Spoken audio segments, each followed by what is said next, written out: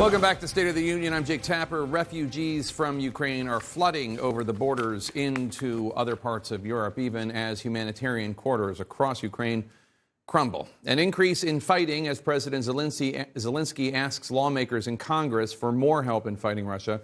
I want to go now to a lawmaker who is on a bipartisan fact-finding trip in the region. Joining me now from Poland, near the Ukrainian border, the ranking Republican on the House Foreign Affairs Committee, Congressman Michael McCaul of Texas. Congressman, thanks for joining us. You just heard me speak with Secretary of State Antony Blinken. He says the U.S. is adding to the sanctions virtually every day. Is that enough? What would you be doing differently if you were in charge? Well, I do think the sanctions are having an impact, particularly the MasterCard Visa issue, the central bank, the ruble dropped. But I would add the secondary sanctions as well that would impact any other entity or country that would assist, like, say, China. And also this carve-out exception for energy, that's a lifeblood for Putin, and I believe he's using that money to spill blood in Ukraine. We had a conversation with the secretary. He asked, what do you think about us stopping the import of Russian energy in the United States? And I strongly encouraged him to do that. I think symbolically, the idea that we're funding Putin's war machine and, quite frankly, genocide that we're seeing on the television, that has to stop. I want to turn to what you're seeing on the ground in Poland. More than 1.5 million refugees have now fled the country in not even 2 weeks. About half of those refugees are in Poland. Millions more are expected. We're told about half of the refugees are children. Tell us what you're seeing at the border and what these refugees have told you.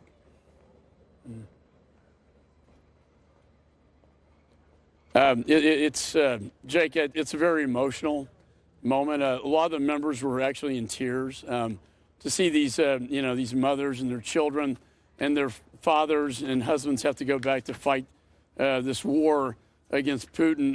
It was absolutely, I have to say this whole thing, historically, I'm reminded of when Hitler invaded Poland, the country I'm in right now. This seems eerily similar. And watching these refugees coming out of Ukraine, 100,000, over 100,000 yesterday, over 100,000 today, 1.5 million over the last week and a half. And they say it's only going to get worse as the noose is tightened around the neck of Ukraine. Poland is obviously a key NATO ally. It's right on the border of Ukraine. How worried are you about the current conflict posing a broader threat to Europe, especially to NATO allies? Well, we met with the 82nd Airborne, group, in an undisclosed location, but they're doing quite a bit. I mean, we're defending, putting all our defense systems in, Patriot batteries, a lot of stuff.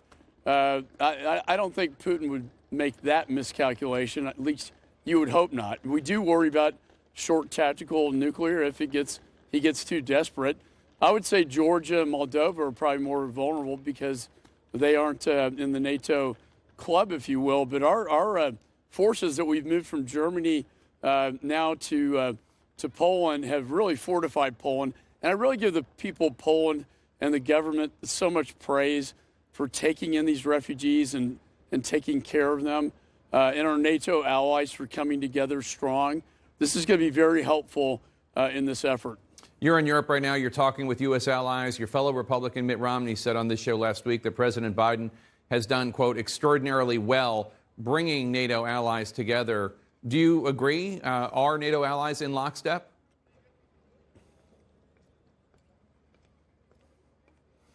Look, I've been critical, as you know, of this administration. But I would have to say, I would credit also all the NATO countries, not just one man. I think if anything Putin has done is taken a NATO that was on life support and really unified it against him. And that vote in the United Nations was very significant, that you only had 5 countries voting with Putin, which means, he's trying to put the neck around the noose of Ukraine. But I think the noose is going around his neck. He sees the world as against him. This is his greatest fear.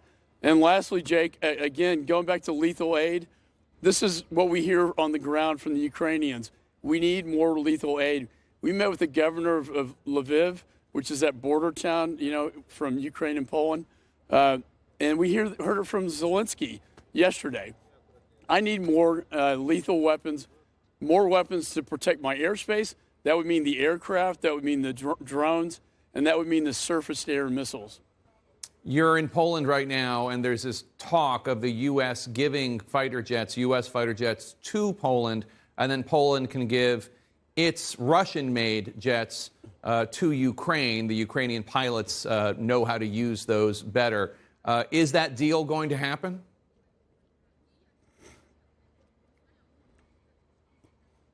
I strongly urged the Secretary of State yesterday to complete this transaction. The Ukrainians can fly Russian MiGs, but then the Poland wants a back order, and that may be possibly F-16s. That the role I have, and the chairman and I sign off on these foreign military weapon sales. We're not going to put our troops in there, but you know what? We can help the Ukrainian people win this war. I've never seen a more resistant force. We were told this whole thing was going to be over in 3 days. Now we're on the 10th day, and we're still seeing a lot of weakness on the part of the Russians. In the final analysis, I think the will of the Ukrainian people will basically beat the will of the Russian troops. The Russian troops are not into this, but the Ukrainians are. And if we can arm them to defend themselves, that's how we beat the Russians. You're calling for even tougher sanctions. Many Americans, as you know, are already struggling because of inflation in the U.S. Gas prices have soared above $4 per gallon. How would you explain to a struggling American just trying to make ends meet why they should tolerate even higher gas prices due to the crippling sanctions that you and others have supported?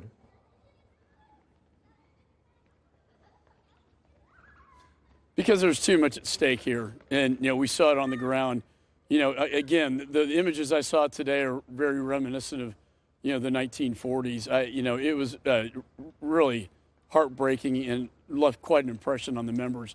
But if beyond freedom and democracy, which I think is enough, there's too much at stake in the region with respect to the Black Sea, energy control, what Putin's trying to do with energy. Too much at stake with what President Xi, how he's going to analyze this with respect to, Taiwan. At a minimum, Jake, as I urge the Secretary, please tell the President of the United States to at least stop the imports of Russian energy that are fueling the slaughter. Mm-hmm. And frankly, in violation of the Geneva Convention as a war crime. Yeah. We cannot be funding that. And it's 8% of our imports. That would be an easy decision in my book. And I know Europe's about 40% dependent, but we can at least do that. All right, the ranking Republican on the House Foreign Affairs Committee, Michael McCaul, talking to us from Poland. Thank you so much, sir.